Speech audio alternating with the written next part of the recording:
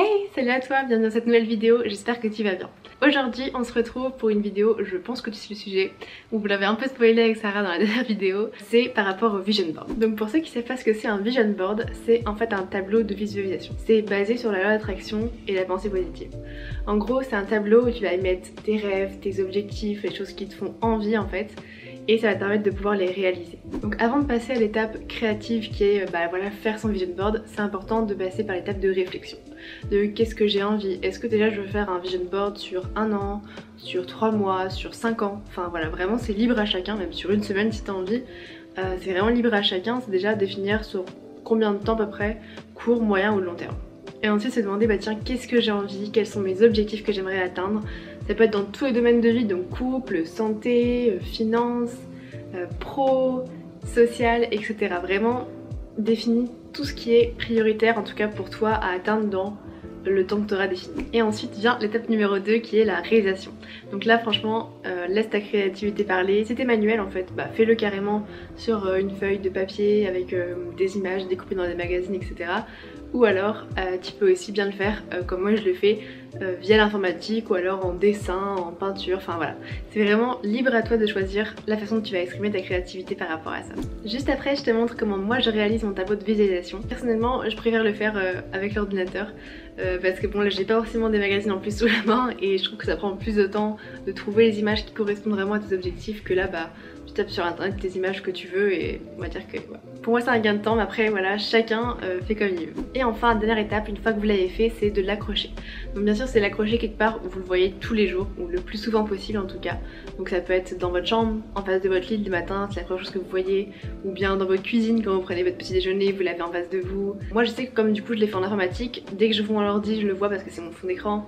Vous pouvez aussi très bien le faire sur téléphone, le mettre en fond d'écran, du coup vous le voyez forcément minimum une fois par jour je pense. Ce qui rend le tableau de visualisation le plus efficace c'est vraiment de passer au moins 2-3 minutes par jour à le regarder, à y penser, à se visualiser en train de faire ses objectifs ou de les atteindre. Bien sûr il s'agit pas seulement de le regarder mais aussi de mettre des actions en place pour atteindre ces objectifs là. Bon maintenant que tu vois comment ça marche, je te montre comment moi je réalise le mien et on se retrouve à la fin de la vidéo.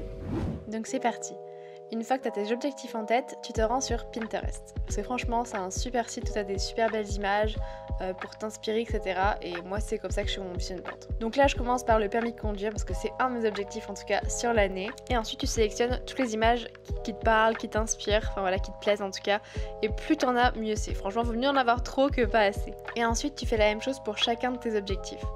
Moi après c'est par exemple avoir un chien, m'autoriser, avoir un style vestimentaire qui me plaise davantage.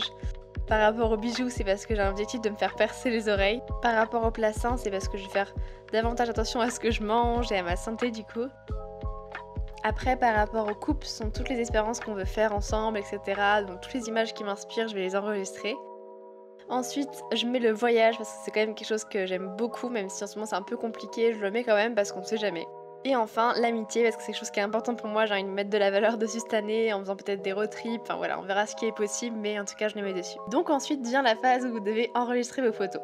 Donc là, il faut le faire une par une, donc le mieux c'est de les mettre toutes dans le même dossier, comme ça, elles sont toutes regroupées au même endroit et vous vous perdez pas.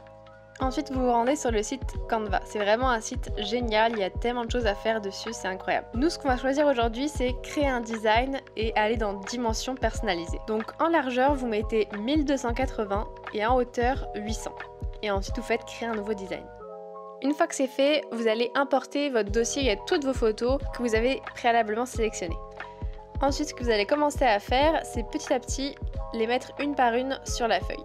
Donc au début, ça rend pas grand chose, c'est normal, c'est le temps que voilà, ça se construise petit à petit.